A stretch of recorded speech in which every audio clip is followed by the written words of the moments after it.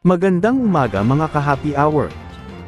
Narito ang mga balita para sa MBC TV Network News Update, 10 AM edition.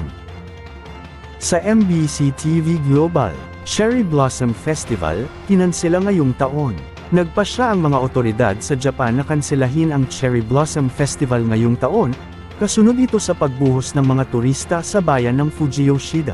Nagresulta ang pagdami ng mga turista sa matinding trapiko at kalat. Ilang residente ang nakaranas ng pagpasok ng mga turista o pagsira ng kanilang pribadong hardin.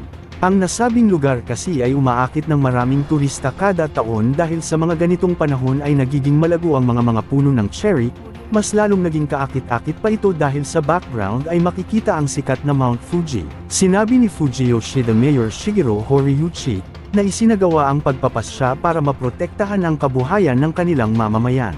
Magugunitang noong April 2016 nang i-anunsyo ng mga otoridad na kanilang bubuksan ang Arakurayama Senjen Park para sa mga turista sa nasabing parke, ay makikita ang panoramic view ng lungsod mula sa kanilang pagoda at ilang mga kaakit-akit na mga view. Sa ngayon, ay hindi bababa sa 10,000 bisita ang nagtutungo sa lugar kada araw, kaya nahirapan na rin ang mga otoridad na kontrolin ang mga ito. Samantala, bahagyang taas presyo sa ilang produktong petrolyo, posibleng ipatupad sa susunod na linggo. Posibleng magpatupad ng bahagyang taas presyo sa produktong petrolyo ang ilang kumpanya ng langis sa susunod na linggo.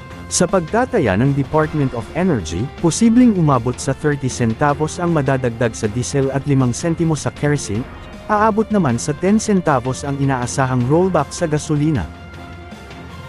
At yan ang mga balita para sa MBC TV Network News Update, 10 AM edition. Abangan ang mga susunod na balitaan mamaya, para sa 11 AM edition.